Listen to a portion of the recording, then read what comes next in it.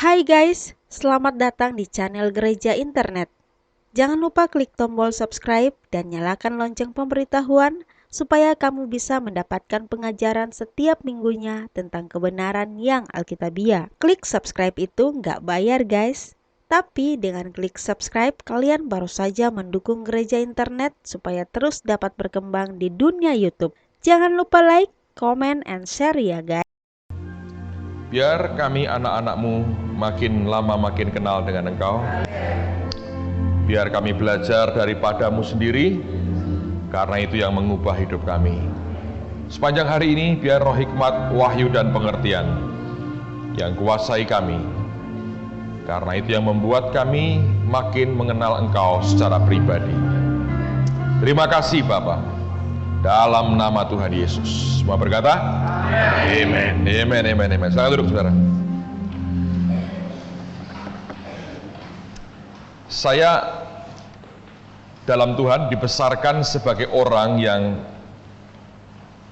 selalu ingin cara yang paling sederhana untuk bisa bagaimana dengan cara yang paling sederhana kita meraih hasil yang paling besar.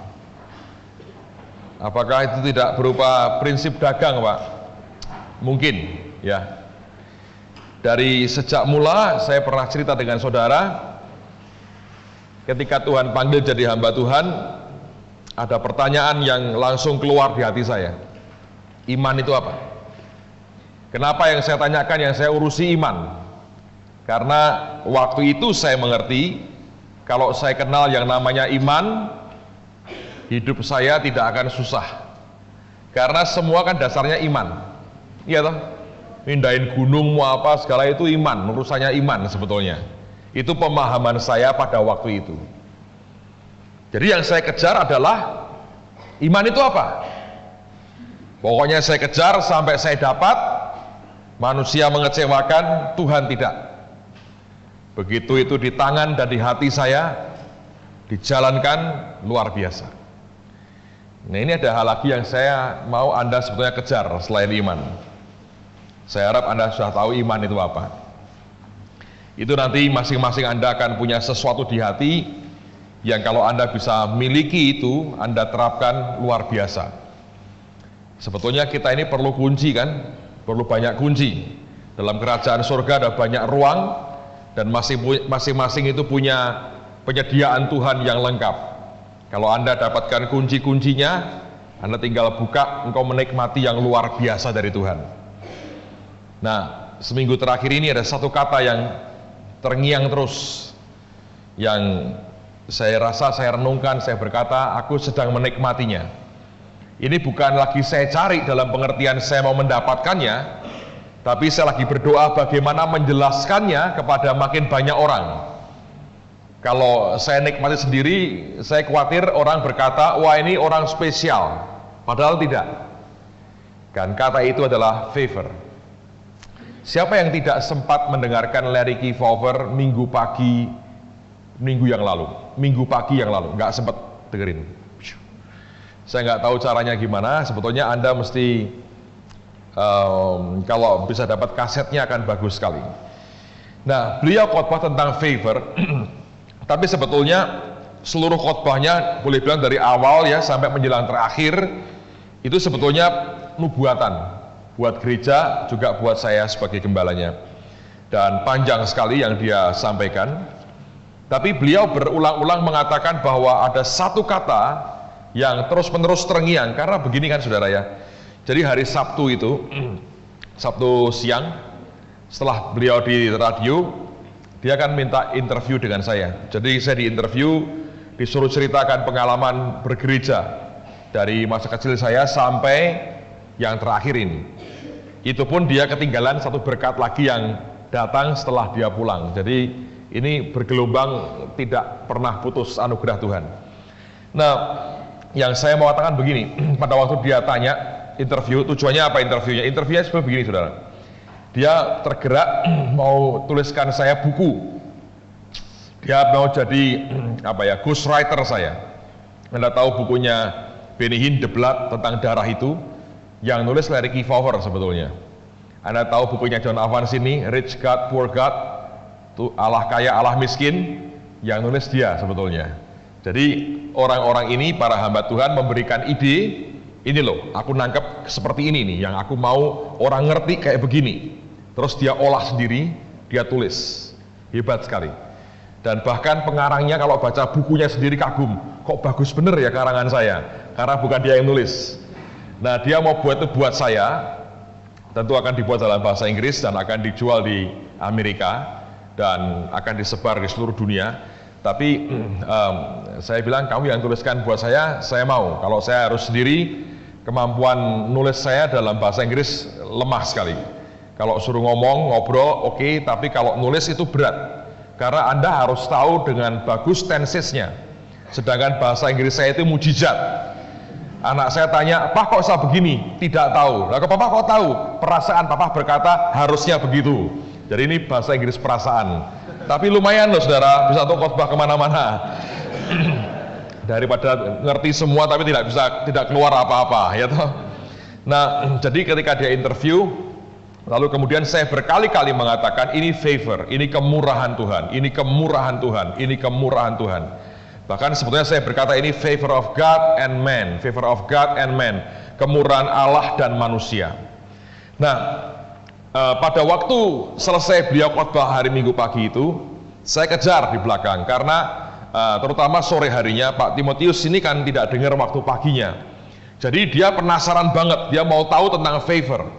Karena beliau banyak mengajar tentang believing and speaking. Kalau Anda percaya, Anda mesti berkata-kata.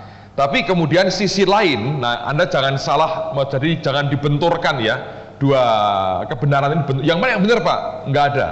Yang mana yang Tuhan mau Anda itu di dalamnya. Karena semua itu alat Tuhan. Kalau engkau membangun gedung ini, jangan bertanya, Pak, butuh cangkul atau skop atau kuas Pak?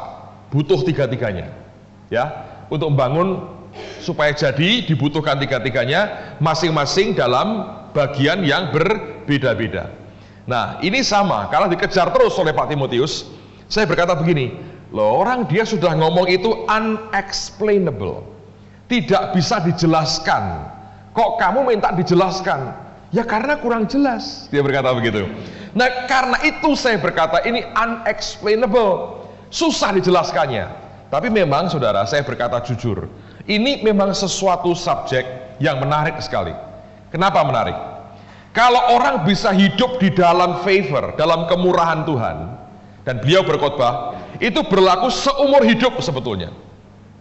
Ya, Alkitab berkata hanya sesaat Tuhan murka, tapi kemurahan Tuhan itu berlangsung seumur hidup, for life, seumur hidup pokoknya. Jadi sampai kita nanti ketemu Yesus dalam kemuliaannya, itu juga kita terus melanjutkan favornya. Di dunia ini seumur hidup kita menikmati kemurahan. Nah, kalau orang tidak mau, itu ya bodoh toh. Kenapa? Karena kalau engkau menolak ini, artinya saudara siap hidup berjuang dengan kekuatanmu sendiri. Dan ternyata itu kagak bisa. Kita harus menyadari saudara, kita ini makin besar favornya, makin luar biasa, makin ringan bagian kita. Dan kemarin saya sampaikan di kebaktian Sabtu Minggu, favor itu completely one way. Total itu cuma satu arah. Dari Tuhan diberikan kebaikannya kepada kita. Dari pihak kita ngapain? Nggak ngapa-ngapain. Nah, ini yang susah. Karena manusia terdidik dari kecil berkata begini, kalau tidak ada bagian yang kita berikan, tidak mungkin kita mendapatkan apa? Imbalannya. Tapi ada titik di mana kita ini berkata, loh, kok aku diberi ya? Dasarnya apa? Alasannya apa? Gak ada. Ayo, kita diajar ya. Tabur, kamu akan. Kalau kamu tidak menabur tapi menuai gimana? Favor. Bukan cuma ajaib Pak. Favor, itu kemurahan kayak begitu. Anda akan diajar. Kalau engkau mau diberkati, baca Alkitab, berdoa yang sungguh-sungguh, mintalah, berseru-serulah. Ya kan? Kemudian Anda diajari believing and speaking, percaya, perkatakan itu betul semua nggak? Betul. Tapi tiba-tiba saya ngalami minta ya tidak, berdoa ya tidak, kepikir tidak, diberi. Apa itu? Favor. Ayo. Pak, saya pilih yang itu, tidak mau yang ini, tidak bisa juga. Ayo. Bingung nggak? Saya sih bingung kalau Anda nggak tahu saya. Saya sih bingung. Terus saya ditanya ini. Sekarang Pak, ini kan diajar believing and speaking. Pak percaya nggak? Percaya. Terus saya juga believing and speaking. Ya toh? Jadi gimana sih penjelasannya? Saya mencoba lah ya. Saya mencoba. Hari ini kita ngobrol aja saudara ya sampai siang. Saya mencoba cerita aja. Nanti ayatnya cari sendiri di kamar masing-masing di rumah. Entah di mana saya nggak tahu. Pokoknya ada lah. Somewhere di Alkitab saudara mesti ada ayatnya. Tapi saya mau share begini aja. Dari hati saya mau ceritakan. Karena ini terlalu banyak. Saya sudah simpan lama, tapi saya mau keluarkan sekaligus 2 session. Gini saudara. Ini yang saya minta Anda perhatikan baik-baik. Karena kalau Anda tidak nangkap ini rugi loh ya. Kalau Anda bisa nangkap ini Anda beda. Kemanapun engkau pergi, itu akan Mazmur 23. Kebajikan dan kemurahan belaka mengikuti aku seumur hidupku. Jadi Anda diikuti terus. Mau ngalami apapun, pokoknya kebajikan, kemurahan, kebajikan, kemurahan, kebajikan, kemurahan. Iya kan? Nah, sekarang di mana persoalan? Di mana sih perbedaannya? Satu sisi orang ngajar tentang harus begini. Saya juga ngajar. Jadi ini dua-dua benar, saudara. Kok bisa, Pak? Ya memang begitu. Ada yang namanya the law of faith, hukum iman. Law, ada hukumnya. Di mana dia berkata, Yesus berkata, minta, kamu akan diberi. Ya toh, bahkan minta dan terus mintalah, maka kamu akan diberi. Ketuk dan terus ketuklah, maka pintu akan dibukakan. Cari dan terus carilah, kamu akan apa? Mendapat. Yang merintahkan itu siapa? Yesus. Jadi kalau Anda diajar doa, minta, berseru-seru, kayak Bartimius, teriak terus, betul nggak? Betul. Oke, itu hukum. Yang ngajari Yesus. Lalu engkau diajari believing and speaking. Engkau percaya, engkau berkata-kata. Betul nggak itu? Betul sekali.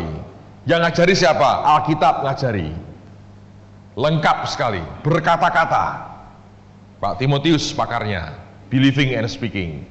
Anda diajari kan? Bagaimana kalau Anda percaya, engkau berkata-kata. Luar biasa. Dan itu sudah jadi berkat bagi banyak orang. Anda diajari apa? Doa puasa. Nah, kita mengatakan, Tuhan berkata, jenis ini tidak dapat dikalahkan kecuali dengan doa dan puasa. Engkau puasa, bagus kan? Betul apa enggak? Perlu enggak? Perlu. Anda diajari untuk hidup berdoa, bergaul dengan Tuhan, berdoa setiap saat. Siapa yang ngajari? Yesus yang ngajari. Itu juga betul. Engkau diajari, kalau engkau mau terima, engkau mesti beriman, punya iman. Betul salah? Betul banget, mesti punya iman dong. Iya kan? Semua bener kan? Tapi yang mana? Lalu kemudian, apa lagi ya? Anda diajari untuk tumpangkan tangan segala macam, ya toh? Yang lebih ekstrim diklaim semuanya. Dalam nama Yesus, tangan kita kemana-mana kayak gurita begitu, kemana-mana. Jadi ada banyak hal yang diajarkan. Lalu kita dikatakan, kalau kau mau tumbuh kenal dengan Tuhan, baca Alkitab. Betul nggak saudara? Ya betul, semua betul. Tapi ada lain yang ini semua sepertinya sedang tidak kita kerjakan. Bukan tidak pernah doa seumur hidup, tidak pernah baca Alkitab. Enggak, lain, beda. Sedang tidak dilakukan semuanya ini, tiba-tiba diberi. Ini apa? Favor, kemurahan. Nah, terus gimana Pak? Ya, saya milih ini, nggak bisa. Lah kok nggak bisa milih? Ini kuncinya. Semua yang Tuhan ajarkan, baik yang berupa metode maupun prinsip-prinsipnya, itu hanya bisa diaplikasikan dalam hidup kita. Ya, ingat, perhatikan, ketika Roh Kudus menuntun kita ke arah itu. Jadi kalau Anda diajari begini, untuk mendapatkan perkara besar kita harus puasa. Di luar puasa tidak bisa. Salah. Ngerti ya? Saudara kan ingat waktu Pak Subekti ngajar session pertama waktu pembukaan? Dulu beliau merasa begitu bangga dengan doa puasanya. Tuhan tegur dengan cara apa? Bleeding, sampai tumpah darah. Sampai hari ini beliau berkata tidak bisa puasa lagi. Bahkan suruh khotbah puasa takut. Ya, karena mahnya sampai berdarah. Kalau dibiarkan bisa mati itu, saudara. Rupanya dia belajar apa? Jangan bangga dengan satu metode, apalagi merupakan kebanggaan kita. Nah, ini yang berbahaya. Jadi dia berkata, aku puasa, ini hasilnya. Aku puasa, ini hasilnya. Kesalahan seringkali orang buat adalah harus puasa untuk mendapatkan itu. Salah. Karena nanti ada orang-orang yang tidak pernah puasa, mendapatkan juga. Beberapa berkata, mudah-mudahan saya Pak itu. Malah tidak, saudara. Anda tidak suka puasa, puasalah. Lalu ada orang lain lagi, ya. Tiba-tiba dia tahu kebenaran believing and speaking, dan Roh Kudus berkata, lakukan itu. Ketika dilakukan, firman itu jadi rema buat hidupnya, dia lakukan, jalan. Tapi kalau dia berkata, semua harus believing and speaking, salah juga. Karena Anda harus berkata begini, apapun yang bisa dikendalikan dengan otak kita dan manusia kita, itu terbatas. Yang Tuhan sediakan buat kita, yang mata nggak pernah lihat, telinga tidak pernah dengar, gitu. Tidak pernah timbul dalam hati manusia. Kalau Anda believing and speaking kan timbul di hatimu. Kalau Anda doa puasa kan timbul di hatimu. Kalau Anda minta, berseru, mencari, mengetok kan timbul di hatimu. Itu semua tidak ada, Tuhan sediakan buat kita. Berarti kalau hanya mengatakan bahwa ini, hanya ini tok yang benar, saudara dan saya membatasi Tuhan. Yang rugi siapa? Kita.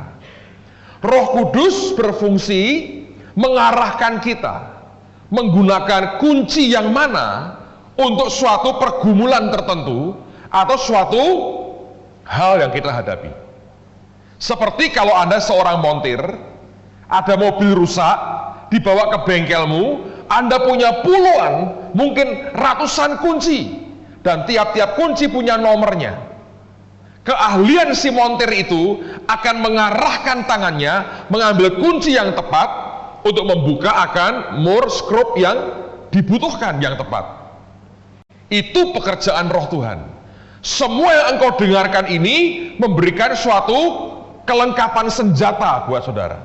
Seperti Anda sedang perang misalnya, diberi pistol, diberi basoka, diberi roket, diberi banyak hal. Nah, kalau nembak segerombol pengacau, jangan pakai basoka. Anda akan membunuh ribuan orang yang lain yang tidak bersalah. Ngerti? Bagaimana dan cara menggunakannya, Roh Kudus yang tolong kita. Makanya jangan dipertentangkan. Terus diadu, coba ya, basokaku, ini pistolku tak tembakkan di depan mataku, yang meledak kepalamu, saudara. Bam! Ngerti nggak? Orang itu nggak cukup bijaksana. Diberi begitu banyak senjata, kelengkapan oleh Tuhan, diadu, dibenturkan. Alkitab mengatakan, Tuhan kita memberikan kepada gerejanya 5 jawatan. Rasul, Nabi, Penginjil, Gembala, Guru. Masing-masing punya kelebihan. Kelebihan orang lain tidak dimiliki oleh panggilan yang lain. Ini senjata juga, kelengkapan. Jangan diadu. Nah, kadang-kadang si senjata ini juga goblok. Beradu sendiri. Goblok banget ini. Lu nabi nunjuk aja, jangan nunjukin yang enggak. Jadi nunjuklah ke arah yang Tuhan mau. Nabi sukanya nunjuk-nunjuk gembala. Karena gembala lebih halus, lebih alright. Dipikir ini tipe kompromi ini. Ini tipe antikris. Neraka lu katanya. Lah gembala berkata, aku mau nunjuk aja, melorot telunjukku. Sebab dia hanya bisanya 5 jarinya atau 10 jarinya dikedangkan semua karena panggilannya. Ya. Nah, dalam hal semua yang Tuhan berikan itu, Anda harus mengerti, itu nanti Roh Kudus yang akan mengarahkan hidup kita. Jadi kalau Anda tidak bergaul dengan Roh Kudus, tidak ada gunanya. Contoh lagi, sekian tahun lalu di Singapura ada gereja yang mengajar tentang cell group. Saya pernah ikut di situ. Seminarnya luar biasa. Gembalanya khotbah, tunjukkan statistik pertumbuhan gerejanya, dibagi dalam kelas-kelas, ya kan? Dan masing-masing itu nyateti, dan dia nyetak buku. Kalau Anda beli semua, setumpuk begini. Hamba-hamba Tuhan dari seluruh dunia datang ke Singapura belajar cell group. Wah, nyatet begini, saya pusing.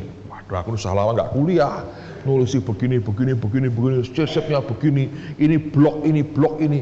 Saya pikir iya di Singapura blok, mau dia pulau kecil apartemennya begini. Di Indonesia kan bukan blok, kampung ini, daerah kumuh ini kan begitu ya. Saya mulai harus di-adjust di sini. Sekarang setelah sekian tahun berlalu dengan sekian kali cell group meeting, berapa banyak gereja yang persis seperti dia? Tidak ada. Sebagian besar niru, hasilnya apa? Nol. Terus muncul gereja-gereja lain mengembangkan metode mereka sendiri. Ternyata bahkan urusan metode pun Anda tidak bisa berkata ini paling benar, nggak ada. Kalau baca di Alkitab bingung sebetulnya. Kalau Anda tanya Rasul Petrus, Pak Rasul Petrus, dulu Anda sel grupnya pakai metode apa? Enggak. Apakah pakai begini? Wah, itu hebat banget ya. Saya mau belajar. Loh, dia akan belajar dari saudara loh. Mengatur sel grup. Serius. Kenapa? Zaman dulu sebetulnya cuma spontan keluar. Roh Tuhan di zaman itu menggerakkan orang pakai metode begini. Ngerti? Lah, gobloknya kita. Situasinya dianggap tidak diubah. Metodenya pakai yang sama. Contoh gini. Anda mau nyetak sesuatu. Anda buat cetakan kan? Pertama kau mau nyetak, aku mau cetak tangan lah. Anda buat cetakan tangan. Terus kau berkata, tapi aku butuh kaki ini. Aku mau nyetak kaki sekarang. Cetakan tangan dipakai, dituangkan logam untuk nyetak kaki. Jadinya apa? Tangan. Ngerti maksud saya? Anda ini nyetak, Anda buat cetakan tangan. Anda butuh tangan toh? Anda cetakan tangan. Jadi kan, oh bagus ya. Wah, cetakan mesti kayak begini nih. Tapi mereka lupa kebutuhan waktu itu nyetak tangan. Anda perlu nyetak kaki dari logam. Gobloknya, cetakan tangan ini dibawa pulang, dituangin logam, berharap akan keluar cetakan kaki. Yang keluar apa akhirnya? Tangan. Anda pasangkan di patomu, jebol. Itu yang selalu orang buat kesalahan. Jadi kita harus membandingkan begini, kebenaran yang mutlak, yang universal, dan cara yang spesifik tiap-tiap areal Tuhan lakukan, itu berbeda. Kalau soal cara, tidak ada yang benar, tidak ada yang salah sebetulnya. Yesus menyembuhkan mata orang buta. Cara yang paling benar apa? Tidak ada. Ada waktu dia berkata, imanmu telah menyembuhkan engkau, menyelamatkan engkau, melek sendiri. Ada yang dia sentuh, melek. Ada yang dia ludahi, ada. Tapi Alkitab nggak berkata, maka setiap ada orang buta, meludahlah Yesus kemana-mana. Enggak tuh. Ayo, betul nggak?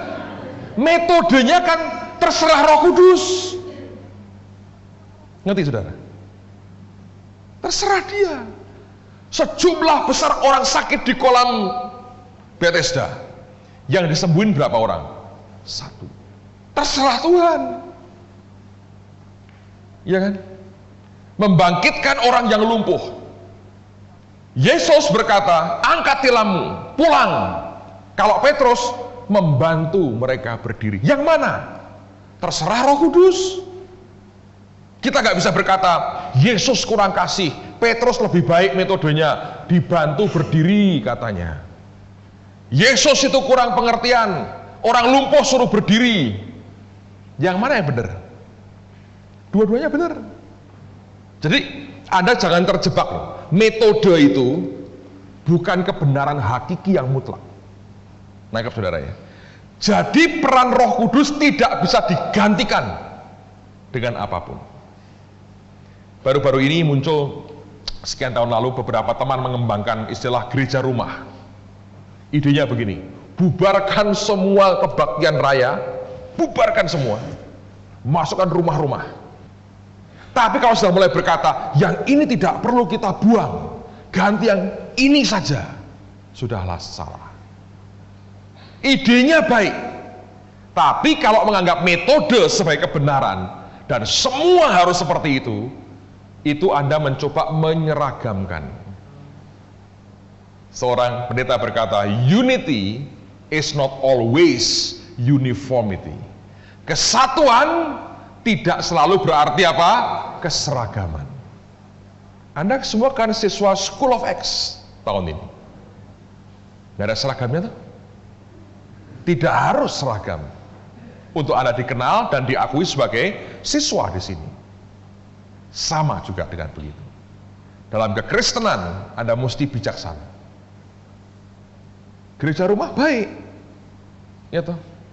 Tapi kalau berkata bahwa bubarkan semua gereja yang tidak yang lain, lah lalu kalau kamu mau ngawinkan jemaatmu gimana? Saya bertanya. Ya kawinkan. Ini pendeta yang di rumah itu, ya, itu yang ngawinkan. Oke. Suratnya dapat dari mana? Oh, ya nggak pakai surat, kumpul kebo berarti di depan pemerintah. Oh, depan Tuhan sah, yang tahu siapa? Pokoknya kamu nggak punya surat kawin. Karena kalau surat kawin mesti minta surat dari gereja yang diakui oleh pemerintah. Oh, nanti kami minta gereja itu loh. Yang kamu mau bubarkan, kamu mintain suratnya. Berarti kamu munafik, tidak konsekuen. Jangan minta pertolongan dari gereja yang kamu mau bubarkan, urus sendiri. Oh, nanti kami buat organisasi. Sama juga, sekian tahun kemudian akan jadi gereja seperti yang lain. Kenapa saya berkata begitu? Sejarah gereja itu semua begitu. Semua movement baru merasa kami paling benar. Dulu ada namanya New Testament Church di mana-mana. Kami yang New Testament, yang lain marah. Apa kami Old Testament? Apa kami perjanjian lama? Ini yang paling benar kami. Sekian tahun berlalu, sama juga tuh. Gandengan sama yang perjanjian lama itu. Dilihat dalamnya nggak banyak beda tuh. Ayo. Di mana kesalahan yang terus berulang, yang kita tidak pernah mau belajar. Selalu metode dianggap sebagai suatu kebenaran mutlak yang harus semua orang alami dan lakukan.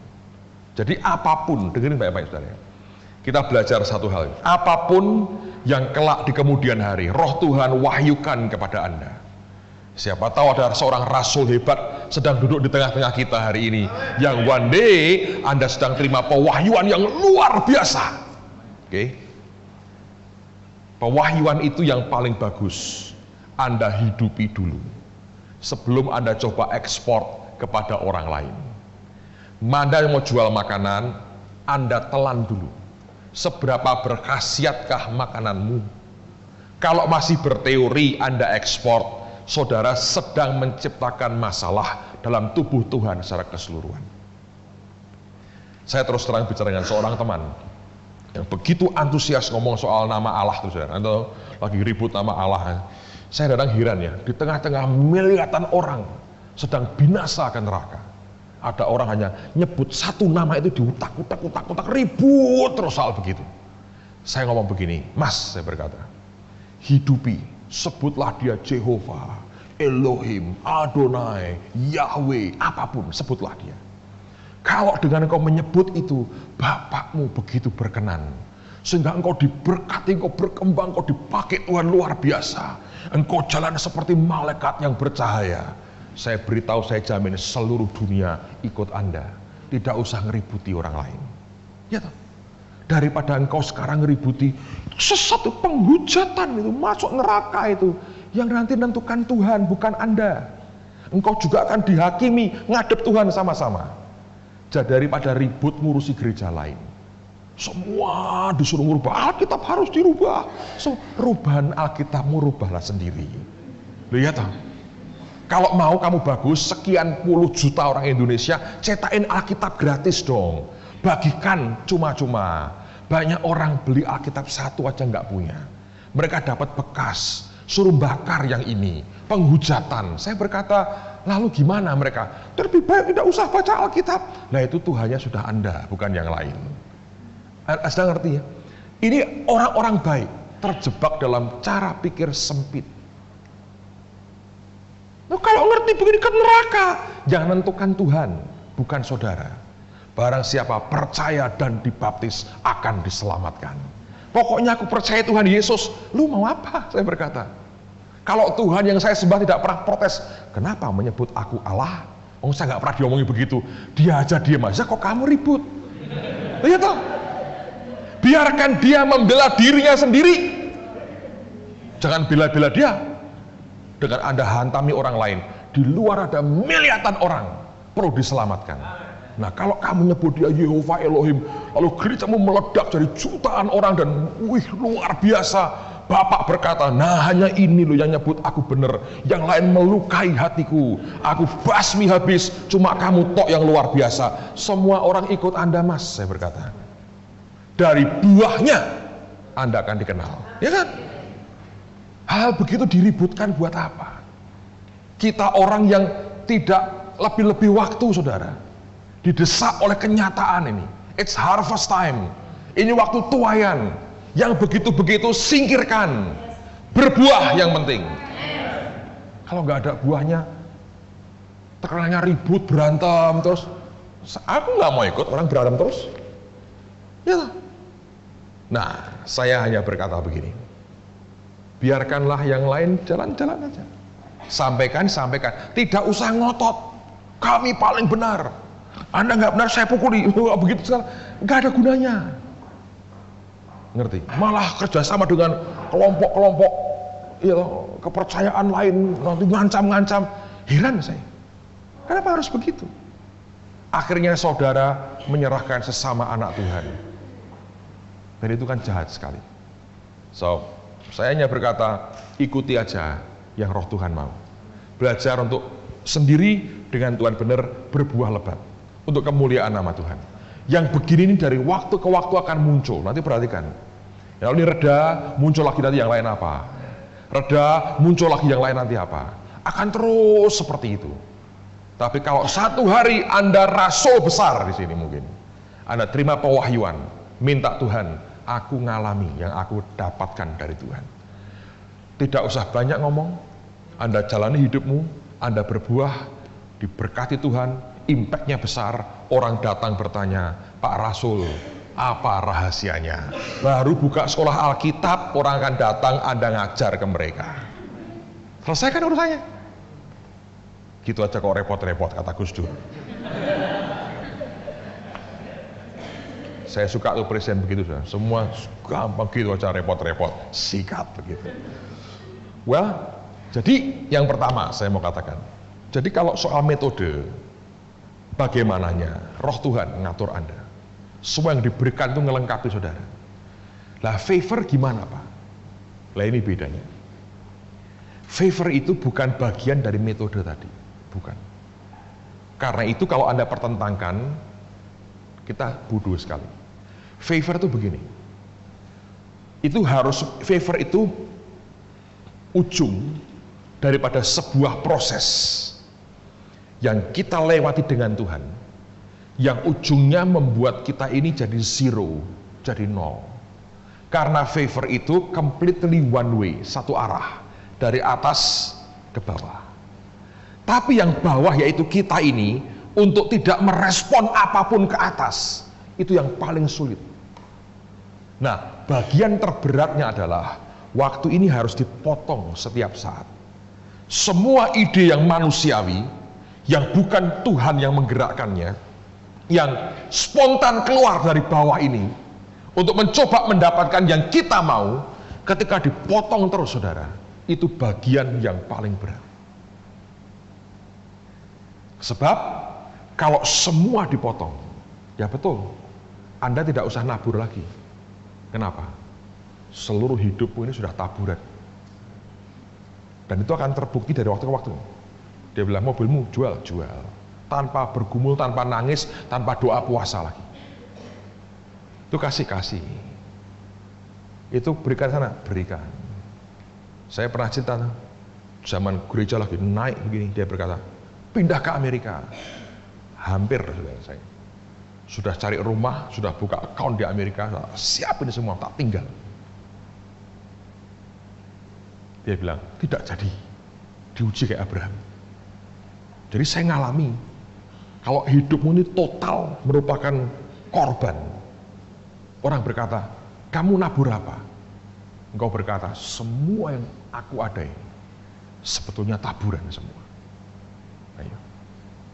Tidak menentang hukum yang ini. Yang di sini kau sedang diajari pelan-pelan. Tabur tuai. Tapi nanti engkau diajar lagi. Nabur karena cinta, karena kasih. Bukan karena tuayan, karena kasih. Nggak ada diiming-imingin, kamu nuai, nggak ada lagi. Nggak nuai pun nggak urusan, karena aku cinta dia.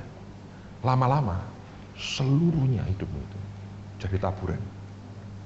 Sehingga Tuhan percaya, dan diberikanlah semuanya, seperti yang Bapakmu inginkan. Nanti saudara. Nah ini kalau favor, itu proses jalannya. Dihabisi. Makanya waktu itu turun, ada 7 sifatnya. Saya ulangi perkataan Larry Kefauver. Ketika favornya turun, sebab kita sudah habis. Ya, self kita sudah totally habis. Nah, ketika favornya turun, maka 7 kualitasnya muncul. Yang pertama, favor is unearned. Unearned itu artinya Anda tidak usah usaha. Bukan karena usahamu, bukan karena pekerjaan. Ya jelas. Anda akan dilihat, loh ini orang kok gitu-gitu aja kok dapat ya? Banyak orang setengah mati. Nggak terima apa-apa. Ini santai begini, enak-enakan begini, dapat dia. Karena favor is unearned. Anda tidak usah kerja apa-apa. Tidak usah berusaha apa-apa. Ya, kenapa? Karena semua usahamu sudah dibabat habis. Sampai engkau tidak berani berinisiatif dari manusiamu. Semua yang engkau buat karena roh Tuhan yang menggerakkan di dalammu. Nah ini proses pematangan, saudara. Anda tidak boleh tiru-tiru di luarnya. Kalau gitu, gua mau diam saja, bertapa, mati. Ini tidak bisa dibuat-buat. Harus naturally, secara natural memang begitu. Dari prosesnya, sampai itu menjadi watakmu begitu. Pak, ya begini. Ya ntar, nunggu Tuhan. Tapi kalau Anda tidak melewati ini, nunggu Tuhan. Tidak berbuat apa-apa. Hukum-hukumnya nggak Anda jalankan, mati. Ingat, ini banyak orang salah di sini. Orang mengkopi orang lain yang sudah tingkat pematangannya begitu, ngerti ya? Dia belum dikopi di sininya, jatuh. Lalu bingung. Kalau Anda ngerti seluruh hukum ini, nggak unearned. Jadi unearned. Jadi kalau santai ya santai. Saya sempat cerita hari Sabtu ya, kalau Anda yang ikut Sabtu itu. Tapi ada perubahan sedikit. Anda tahu kita ini nanti pindah Oktober ya, Anda masih bisa ngalamin. Itu ceilingnya akan disemprot, dikasih insulasi. kita diberi orang AC baru, itu kira-kira 600 juta kira-kira harganya, dengan ductingnya totally baru. Sound kita akan baru, pakai EAW, yang dipakai Hillsong, Benny Hinn juga pakai merek yang sama. Dan hanya ada 2 digantung di atas begitu yang akan diturunkan ke bawah, dan bagus sekali. Kita diberi kemudahan, tanpa bunga bisa bayar 13 bulan sebetulnya totalnya. Dan ini orang kalau bisa begitu itu sudah mujizat. Ini karena dia import ya, jadi harga dolar kan bergerak begini terus. Dia maunya cash sebetulnya. Dengan bisa memberi begitu, sebetulnya dia korban. Dan itu ajaib dia bisa begitu. Bukan hanya itu sebetulnya, kami ini kan tidak ingin beli alat musik baru. Sabtu kemarin, habis doa pagi di Holy Stadium, cari makan soto, ada orang telepon saudara. Dia bilang dengan Pak Ardian, Pak, saya disuruh Tuhan menyumbang alat musik untuk gedung baru nanti. Sudah saya tanyakan ke toko di Semarang, kira-kira habisnya 70 juta kurang lebih. Nah silahkan Bapak mau uangnya 70 juta dibelanjakan sendiri, atau saya belikan seperti yang sudah saya tanyakan. Kami berkata, Pak, perinciannya barangnya apa yang dia tawarkan, boleh nggak kami lihat dulu? Sosok nggak? Dilihat, terus kemudian kami berkata, kami kenal importir di Jakarta, akan lebih baik harganya, lebih bagus dapatnya lah, lebih lengkap pilihannya. Boleh nggak kalau duitnya aja yang kami minta? Dia bilang boleh. Terus dia berkata gini, oke, 70 juta ya, 70 juta. Nggak lama dia telepon lagi. Bukan Pak, ya 70 oke lah, sampai 100 juta saya masih oke. 100 juta.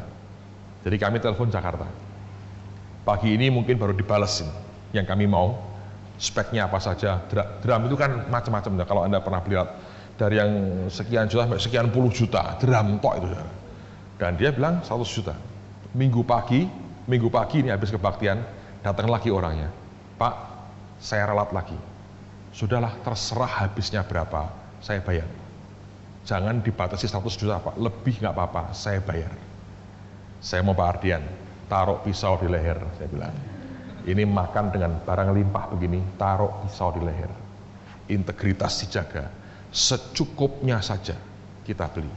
Yang perlu saja buat kita. Jangan karena ada orang bayarin, mumpung dibayarin, sikat. Tuhan berkata, maka menangislah Yesus melihat ketamaan. Nah, itu nggak gampang loh saudara. Orang diuji. Ada seperti diberi cek kosong, dia tanda tangan. Lu isi deh. Pokoknya alat musik, beliin semua. Dia bilang, saya mau semua baru. Alat musik. Bayangin, favor nggak namanya? Favor kan? Itu kan unearned, kami nggak ngapa-ngapain. Saya jujur berkata ya, saya ini doa pun tidak, mikir pun tidak. Saya hanya berkata, pokoknya asal bunyi. Oh, saya nggak bisa main musik. Nah, kalau sampai rusak, nggak bisa bunyi, betulin. Supaya bisa bunyi lagi. Iya kan? Rusak lagi Pak, ya betulin lagi. Kalau sudah kena gempa bumi, dicoba dulu, siapa tahu masih bisa bunyi. Karena memang kita nggak sediakan space budget untuk itu. Itu masih belum masuk sebagai list atau daftar yang utama buat kami. Karena kerjaan masih banyak, kita masih butuh puluhan miliar sebetulnya. Tapi Tuhan itu berkata, kamu kampungan banget, pindah gedung baru dong katanya. Ini kita ya dia baru, terus kita belum jawab apa-apa, dia bilang ini nih, dia beri begitu aja tuh. Saya kalau mikir ya, mungkin teman-teman di tempat lain itu sembahyang bertahun-tahun, Tuhan beri kami simbal satu Tuhan, untuk kami pukul bisa dapatnya cuman gimbal. Pernah makan gimbal di Semarang? Anda perlu makan tahu gimbal itu. Saya tidak menghina siapa-siapa, tapi ini realitanya. Nanti bagian kedua kita mau diskusi apakah Tuhan itu adil. Ini kan sekolah Tuhan, jadi boleh berdiskusi dong, ya lah. Tapi itu kenyataan kan begitu. Ayo. Jadi kita nggak ngapa-ngapain. Betul, kualitas pertama itu favor is unearned. Yang ini kita nggak berdoa, minta pun tidak. Teman-teman, saya nggak pernah dengar mereka resah kenapa kita hanya ini tok alat kita, enggak. Mereka tahu kita dalam kebutuhan. Ingin dah ya, tanya semua orang ya ingin, tapi sampai seberapa inginnya nggak pernah muncul begini, nggak tega ngeluarin saudara. Sebab kita dalam kebutuhan. Tapi itu kan Tuhan, favor. Sorenya, minggu sore kemarin, minggu pagi, habis kebaktian minggu pagi, bukan minggu pagi lah, maafkan saya, Sabtu malam, habis kebaktian, ada suami istri, dulu pernah sekolah di tempat kita, mereka berdua ini jemaat gereja lain, bahkan majelis, kalau nggak salah, majelisnya gereja lain. Gereja mereka juga tanahnya itu belum lunas. Mereka ada berkat Tuhan, lumayan sekian belas juta rupiah. Mereka buka giro, mau diberikan untuk pelunasan tanah gerejanya. Waktu nulis giro itu, Tuhan ngomong gini, itu bukan untuk tanah gerejamu. Loh Tuhan, ini buat siapa? Ini untuk bangun Holy Stadium. Jadi si Marian Parkers itu hari Jumat sudah memerintahkan uang untuk datang di Holy Stadium. Aku perintahkan uang. Aku dengar juga, bagus juga ya uang diperintahkan. Dari utara, selatan, timur, barat. Saya bilang orang Indonesia lebih lengkap. Barat daya, timur laut. Gitu kan? 8 penjuru angin diundang semua. Dia cuma 4 loh saudara. Kalau kita 8. Dasar tamak kan sudah. Wah. Kayak makan durian itu, bagian yang paling kecil pun coba dibuka. Ada kecil segini, ya lumayan katanya. Dia cuma 4 penjuru dia undang. Tapi kalau Anda baca di Alkitab, ya, kekayaan itu kalau Anda amati, tiba-tiba punya sayap terbang. Jadi quote and quote ya, tanda petik, seperti punya nyawa toh. Diundang boleh dong. Kalau Anda punya jagung yang khusus gitu, dalam nama Yesus, uang yang bersayap, kam, jagung ini katanya. Datang. Ya. Jumat dia berdoa, Sabtu pagi dapat sound system. 100 juta lebih itu harganya. Lalu Sabtu malam datang ini satu bapak dengan istrinya. Tuhan berkata apa? Ini harusnya untuk gereja saya. Tuhan berkata ini untuk bangun Holy Stadium. Saya doakan, Tuhan biar gerejanya juga cepat lunas tanahnya. Karena anakmu ini taat. Jadi ini uang taatmu. Datang. Bagus kan Tuhan? Luar biasa kan? Nah itu Tuhan kita. Itu favor. Bapak ngapain Pak? Nggak ngapa-ngapain. Tentu bagian dari proses sekian tahun dengan dia itu. Yang memangkas semua yang bukan dari dia. Itu harus saya lewati. Di titik tertentu, dia berkata, memadai. Kalau dia berkata memadai, dia bilang favor. Kalau dia bilang favor, tidak terbendung. Marian sebetulnya terima pesan Tuhan buat saya dan buat gereja sebelum dia mendarat di Jakarta. Di atas pesawat itu Tuhan ngomong sama dia, ini pesan buat pendetanya ini dan gerejanya ini. Jawab, tulis semua. Saya bilang 100% tepat. Dia kan nggak tahu soal kita punya radio segala macam lagi bangun atau mau pindah. Itu nubuat bicara tentang kamu punya radio dan akan diberi Tuhan televisi. Dan biasanya terus dibilang bahwa kamu harus segera pindah, ini waktunya untuk pindah. Dia nggak tahu kita mau pindah kan. Dan dia berkata gedung yang sedang dibangun itu sudah dibayar. Karena Tuhan sudah menetapkan, sudah jadi penetapan Tuhan, itu dibayar. Jadi itu Tuhan lihat, makanya kalau Anda diproses, jangan ngeluh. Anda ngomel, Anda menggerutu, Anda mengeluh, repot, rugi. Kalau kita bisa ngikuti proses Tuhan, tanpa mengeluh, diikuti, sakit biar nggak apa-apa. Nanti di ujung tertentu, dia bisa berkata, memadai. Waktu dia berkata memadai, karena sudah nggak ada gejolak dari daging kita, itu favornya turun. Anda tanya, Pak, apa kalau begitu itu ini hidupnya rileks? Sebetulnya iya.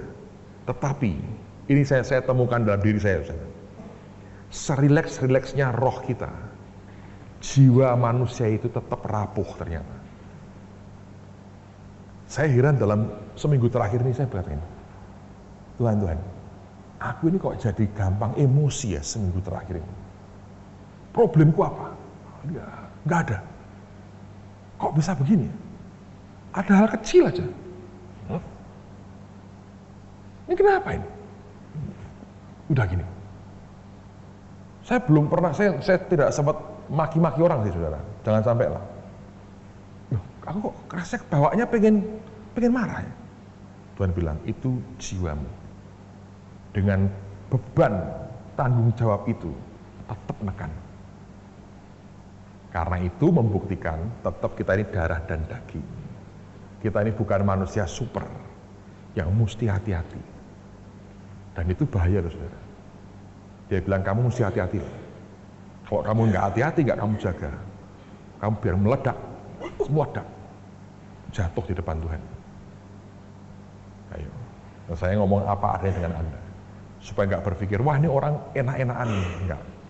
Walaupun fisiknya kami tenang, rileks sekali, nggak banyak apa-apa. Seperti bait Allah Salomo dibangun batu demi batu tanpa ada suara berisik, tenang sekali. Tetap di dalam itu nekan, saudara. Jiwa kita ini tetap susah ngikuti akan geraknya roh. Kekuatannya itu tetap terbatas. Nggak bisa. Saya bilang, kok bisa gini Tuhan ya? Dia berkata, supaya kamu juga tahu, tetap kamu ini manusia biasa. Apalagi Yesusmu di Getsemani. Kalau bisa pecah pembuluh darahnya ini, jangan heran. Sebagai manusia terbatas. Ngerti?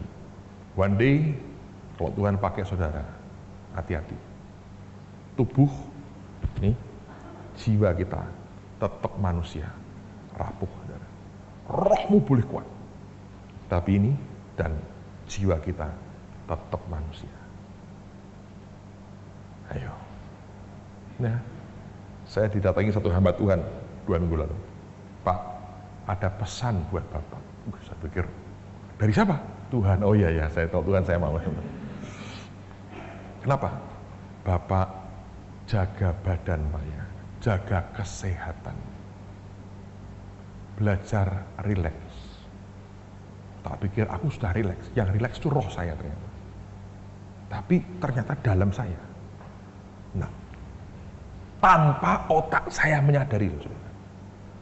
Begitu reaksinya seringkali mau muncul nggak benar, emosinya. Saya bilang, Tuhan, aku kok jadi begini ya? Loh, kalau aku dikejar utang, problem segala macam banyak, logis. Ini nggak ada apa-apa. Tiap kali nikmati anugerah demi anugerah, berkat demi berkat, ya kan? Dia alirkan begitu luar biasa. Apa reasonnya saya ngalami begini? Tetap jiwa kita, jiwa manusia. Anda mesti hati-hati. Ya. Jadi yang pertama, favor itu unearned. Anda tidak usah kerja apa-apa. Yang kedua, ini bagus. Itu unexpected. Itu tidak disangka-sangka. Tidak terduga.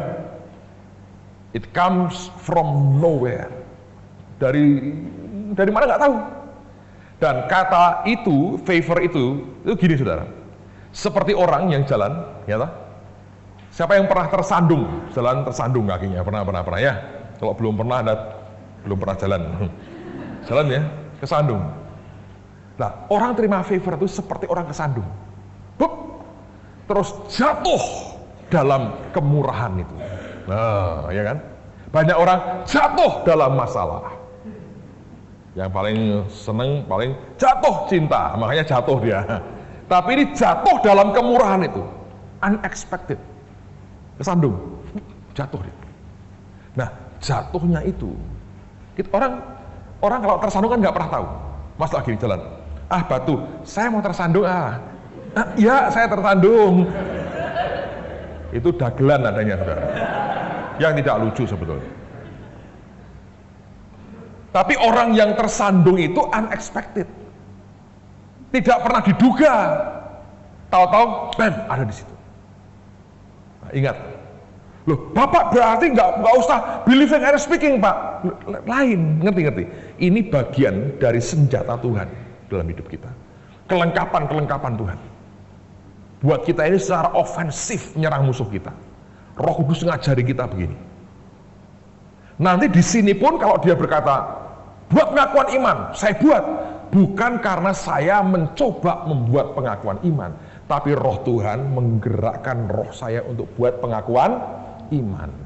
Ngerti? Cuma untuk favor, itu bagiannya di bawah sini. Proses dari dalam, di dalam kita. Habis sampai self kita ini nggak bergerak, itu pun nggak total sebetulnya. Masih akan sering muncul-muncul lagi. Tapi dia berkata, ya memadai. Nah waktu dia ngitung, dia berkata, ingat tuh, Tuhan kita ini suka ngitung. Ngomel pun dihitung. Apalagi perkataan baik kita. Kita berkata, ada malaikat nulis perkataan kita. Ada? Ya, ngomel pun dihitung. 10 kali, kartu merah, keluar, out. Nah, Isan. Sama. Yang engkau bayar, air mata aja ditampung, ada takarannya loh. Wah ini kurang banyak ini. Wah ini banyak penderitaannya. Ya, baik, cukup lah. Jadi semua ada tampungannya. Tuhan yang ini nggak cukup nih. Ya ini memang agak dol, jadi ini nangis terus ini. Nggak ada apa-apa ya nangis ini ya separuh diabaikan lah. Untuk nyirami tanaman surga aja supaya bagus. Karena problem di saraf saudara ternyata. Itu lain cerita. So, yang di sini ketika Anda bayar, dia berkata memadai. Waktu memadai, dia akan berkata favor. Nah, kalau sudah favor, saudara, itu luar biasa. Hebatnya lagi kalau sudah dia berkata ditetapkan. Karena Alkitab berkata, kepada Abraham dia berjanji, kepada Ishak dia menetapkan, kepada Yakub dia sumpah. Yang paling tinggi kalau sudah sampai dia vow, dia sumpah. Tapi sebetulnya sampai penetapan aja sudah susah goyang, mesti jalan. Karena itu sudah final decisionnya dia, favor. Nah kalau sudah favor turun, unexpected, iya toh.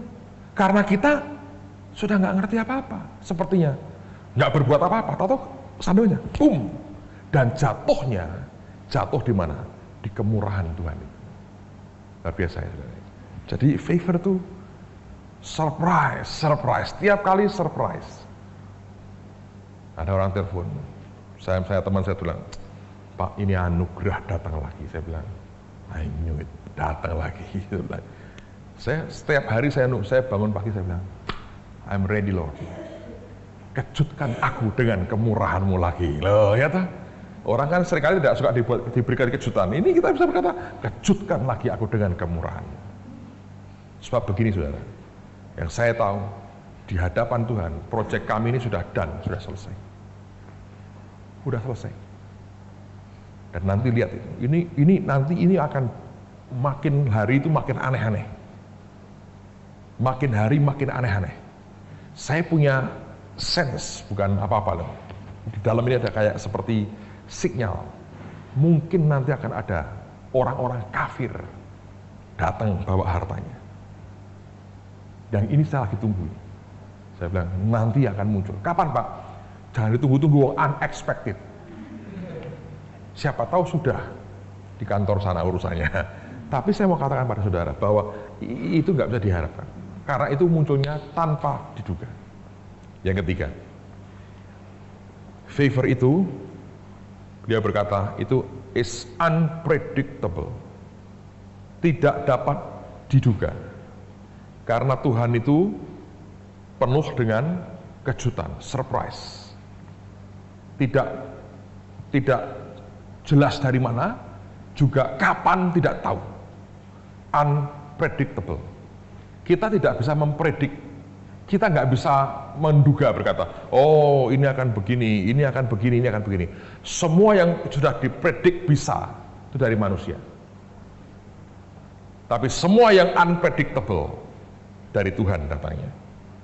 Oke ya. Yang keempat,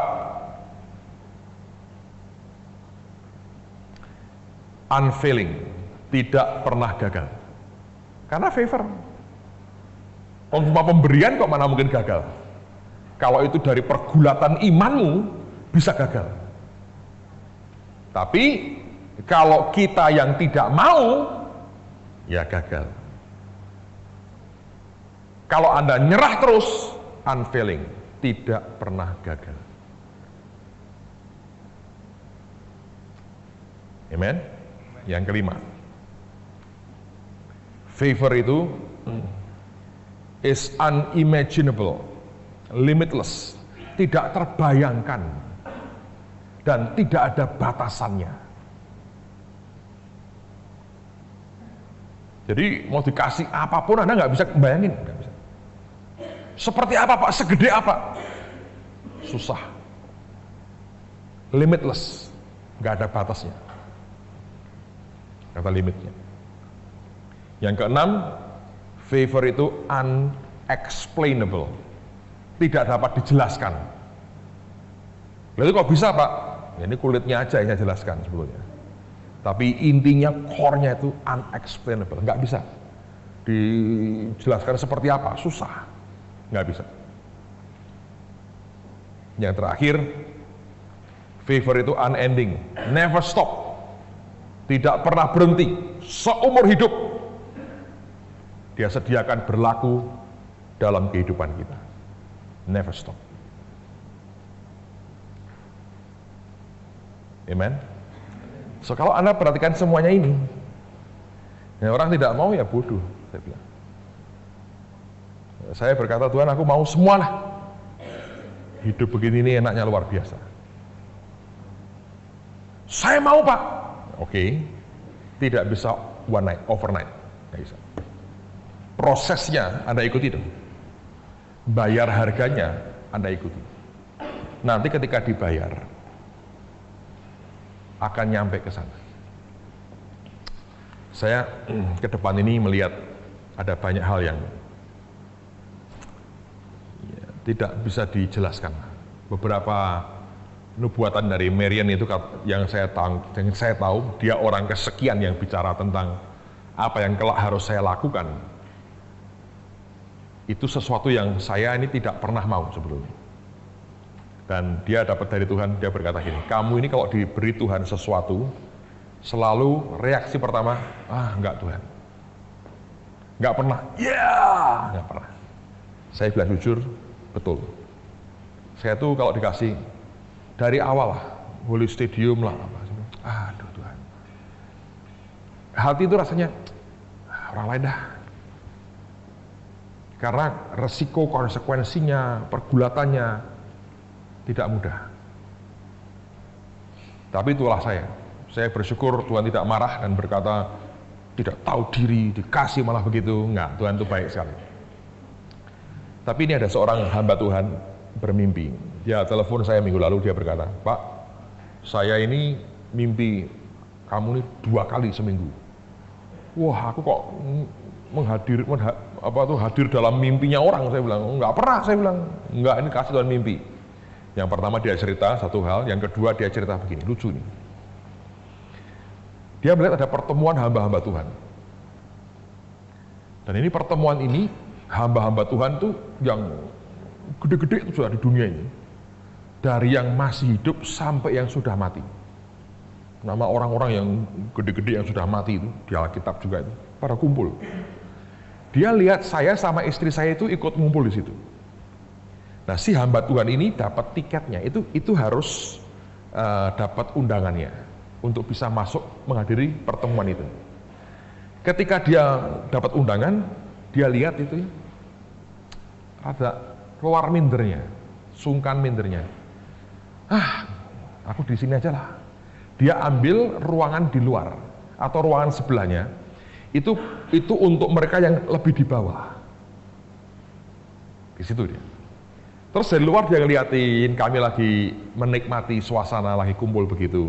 Dia lihat bapak sama ibu itu nikmati sekali. Loh, saya bilang, aku ini dari makan soto di warung, sampai sekali makan 1 porsi 1 juta, dua-duanya aku nikmati. Enak yang mana? Enak dua-duanya. Karena kalau lagi makan soto jangan mikir yang lain. Ya toh? Kalau lagi makan itu jangan mikir yang lain. Jadi nikmati, saya bilang, aku dari paling bawah, saya paling atas. Aku nikmati. Lalu kemudian dia merasa begini. Dia bilang, Tuhan, aku dengan mereka ini terlalu beda jauh.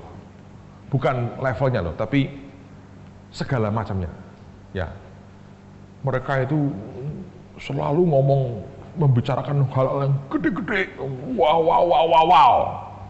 Aku ini kok selalu dapat bagian yang begini-begini ya Tuhan ya. Jadi antara aku dengan mereka ini kayak ada jurang pemisahnya.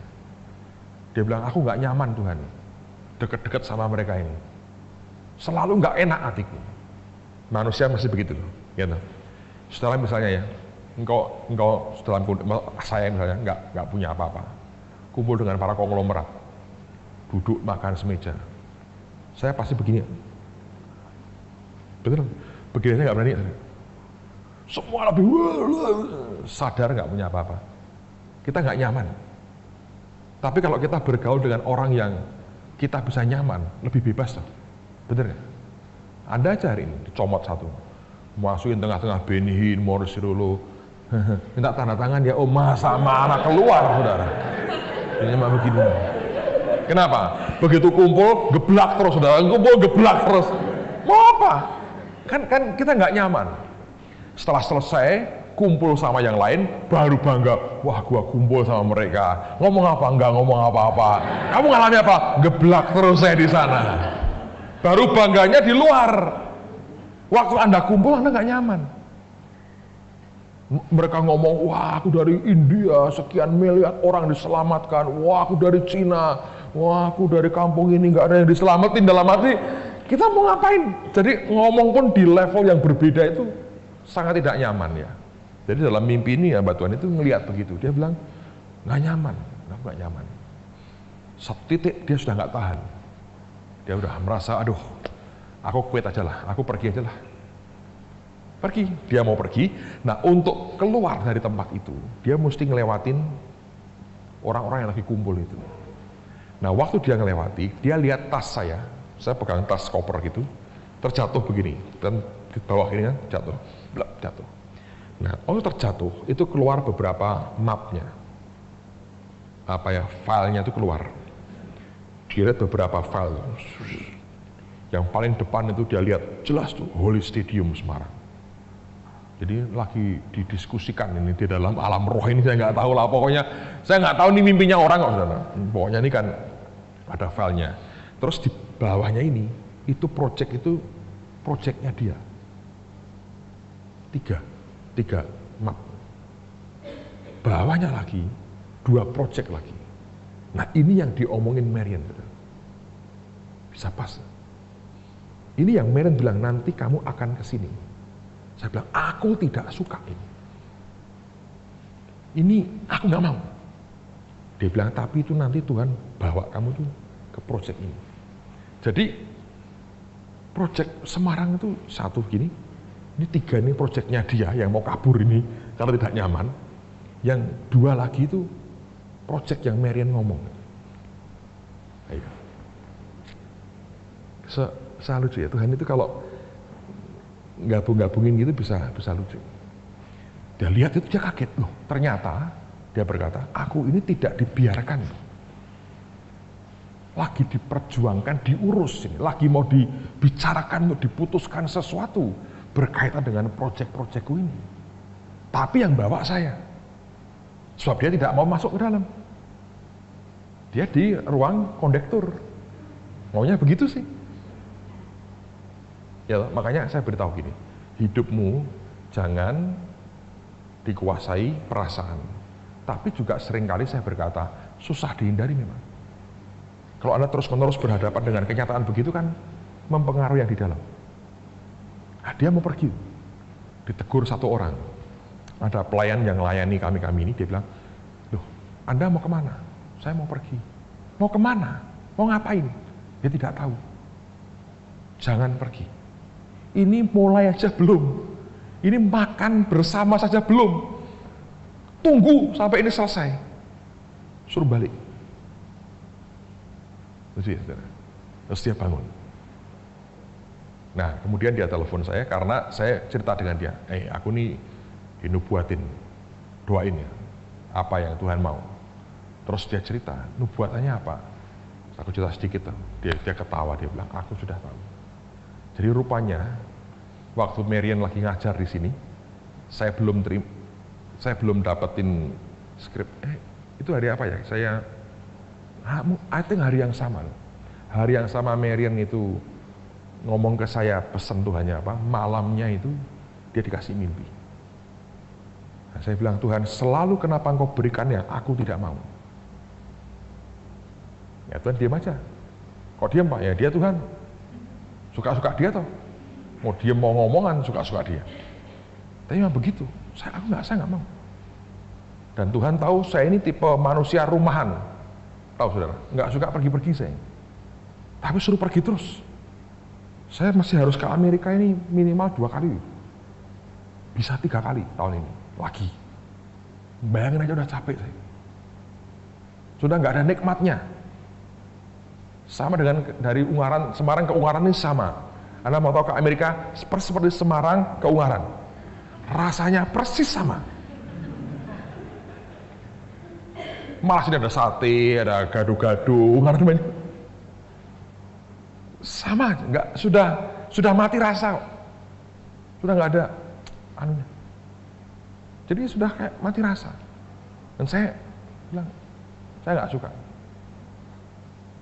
Tapi saya masih harus minimal 2 kali lagi tahun ini. Dan tahun depan sudah beberapa mau masuk lagi schedule-nya. Tapi itu bukan yang saya lihat bukan yang dilihat di map itu. Jangan berarti kan ke Amerika. Bukan itu, bukan yang itu. Anda salah. Tapi saya belajar ada banyak yang tidak terduga ya di depan kita. Saya juga masih belum jelas itu akan seperti apa. Tapi itu globalnya itu di situ ya. So, mari nikmati, dan saya percaya ini merupakan akhir dari akhir zaman. Dia sedang bawa kita dalam satu gerakan yang dalam dimensi yang begitu cepat dan luar biasa. Saya berharap semua kita ikut di dalamnya.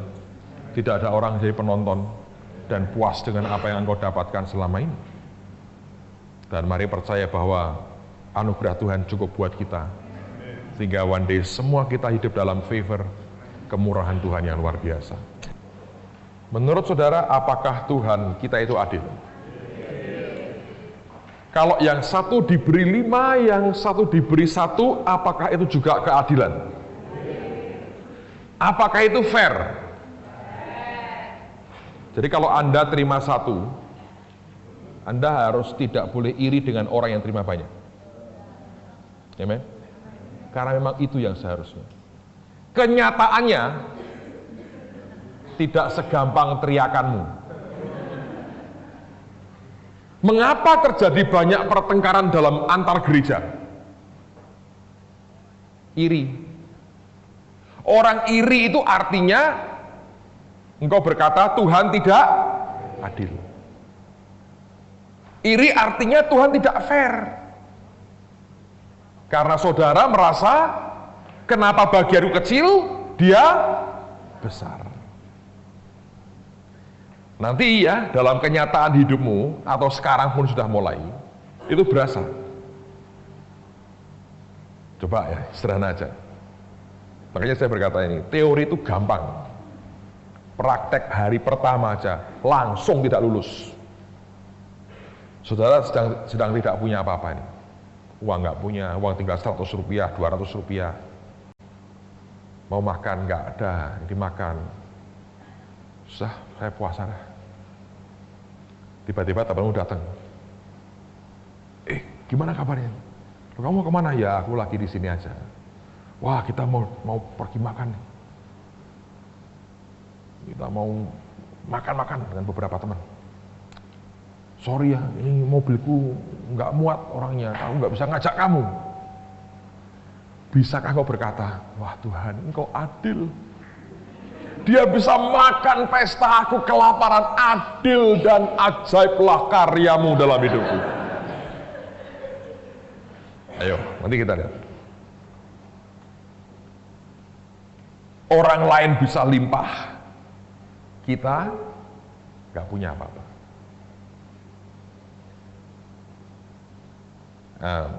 Ada teman cerita ini teman ya, suami istri. ikut pergi makan dengan saya di Jakarta. Saya pernah cerita di gereja. Kami diajak orang, teman itu makan dengan Tommy Barnett, makanan Jepang, Kobe beef. Anda pernah dengar ceritanya itu? Sepotong begini, saudara. Sepotong begini, satu piring 5 potong. Satu porsi, orang itu ya dapatnya begini, tambah sayur dikit lah. Satu orang bayarnya 1 juta rupiah. Kalau Anda tega itu bagus, saya tega rupanya makan gitu. Karena tidak bayar sendiri. Makan, orang berapa kami ya? 8 orang makan. Terus pulang kan, suaminya cerita kepada mertuanya, ini loh anakmu, sambil bergurau, sekarang gaya makan aja sekali satu orang 1 juta. Kaget mamahnya nih, mamah mertuanya. Loh, mahal sekali, uang dihambur-hamburkan. Terus anaknya bilang, mah, dibayarin orang kok, mah. Jangan mau, minta mentahnya aja.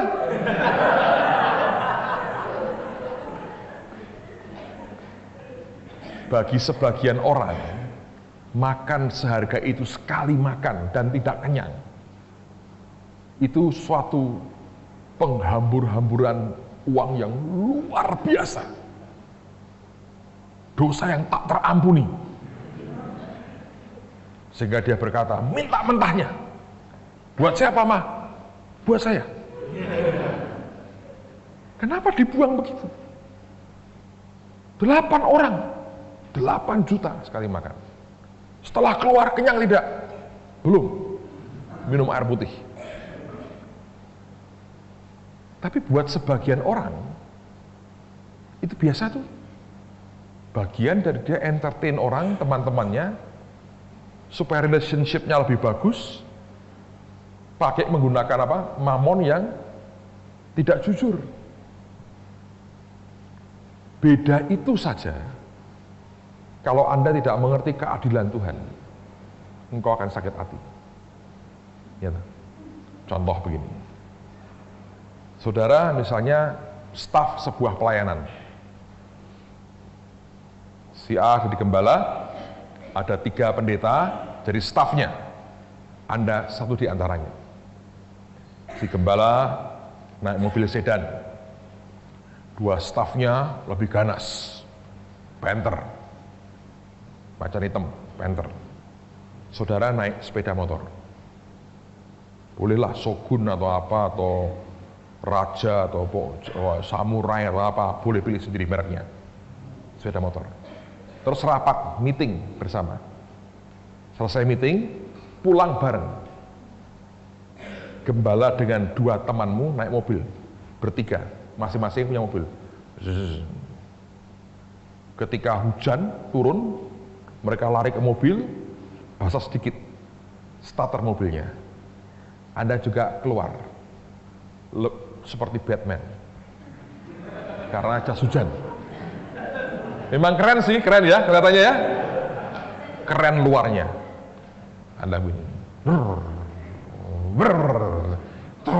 Wah, akinya agak nggak bener. Begini.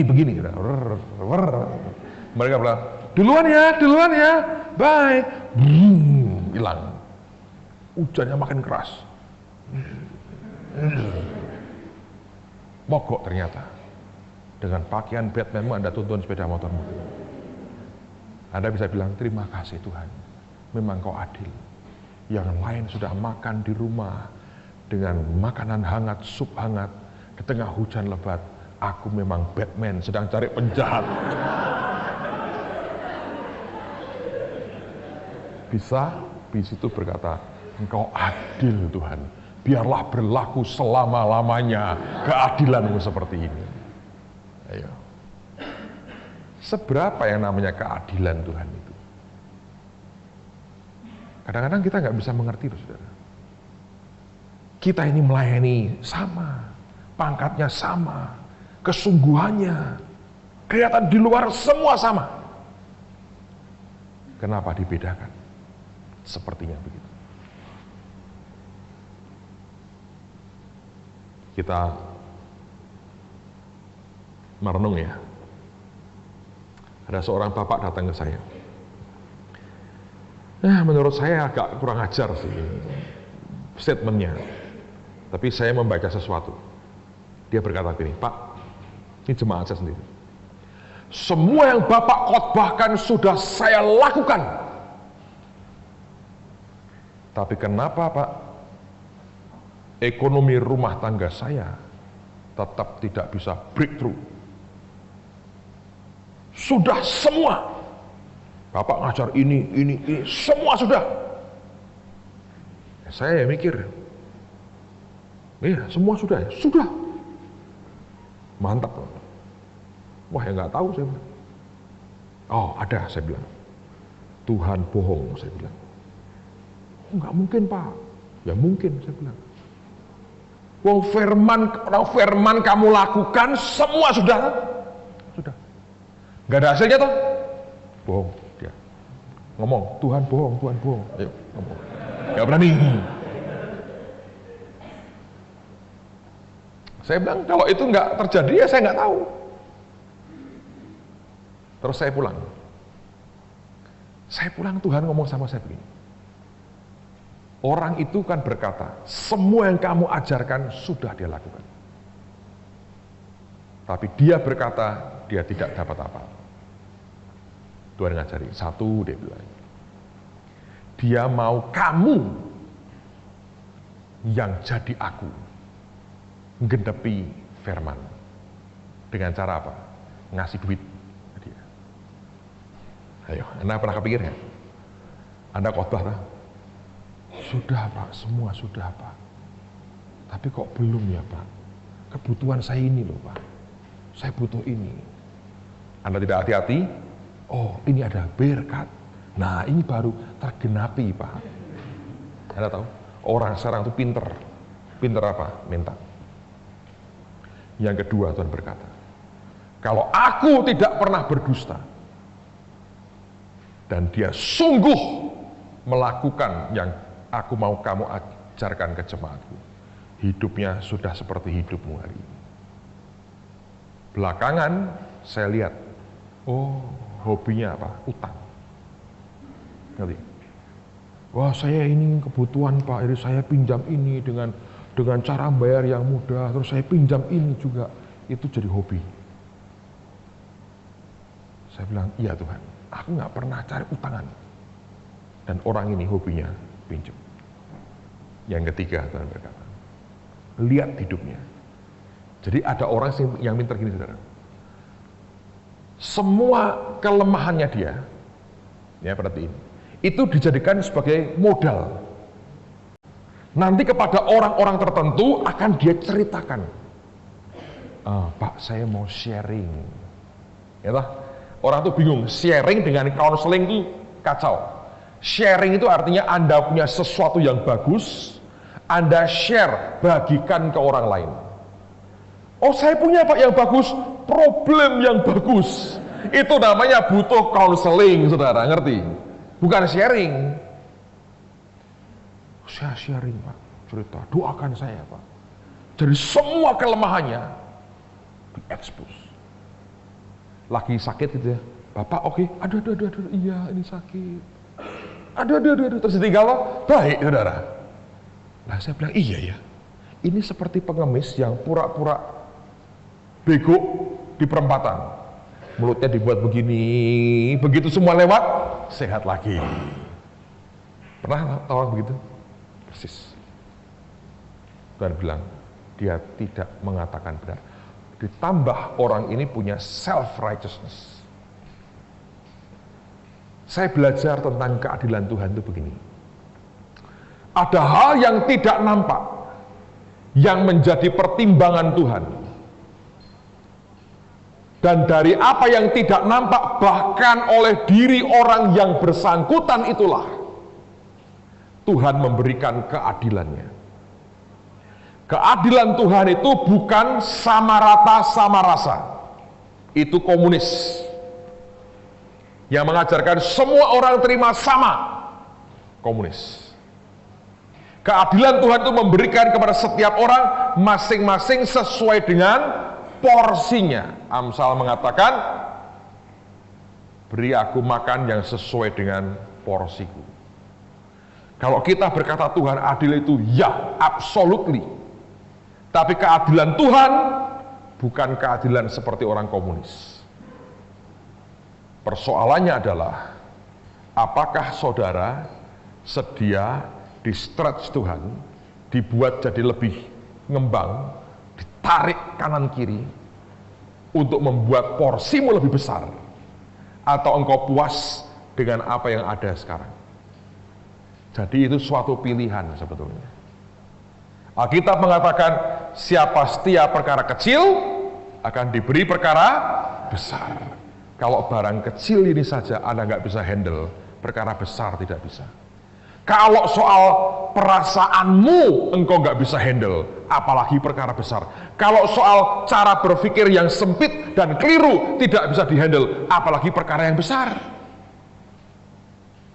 Jadi saya mau pinjam itu perkataan Pastor Larry Kefauver, I am the problem. Itu betul.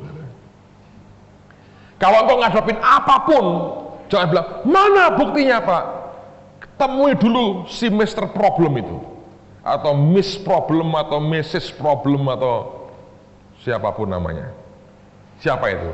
Diri kita sendiri. Pak, di manakah persoalan saya? Datanglah ke cermin. Kamu punya cermin ajaib yang langsung tahu si penyebab masalah dalam hidupmu. Anda bercermin, nah itulah orangnya. Dan jangan bercermin aja orang lain, bercerminlah seorang diri, saudara. Di situ Anda akan tajam melihat. Nanti kalau saya harap nanti kita bisa buat itu ya. Kalau nanti Anda lulus, mudah-mudahan TSOA bisa memberikan kenang-kenangan, sertifikat, dan masing-masing sebuah cermin. Di belakang dengan tulisan, cermin ini punya kuasa yang luar biasa. Dalam sekejap akan bisa menunjukkan siapa problem pencipta masalah yang paling kuat dalam hidup Anda.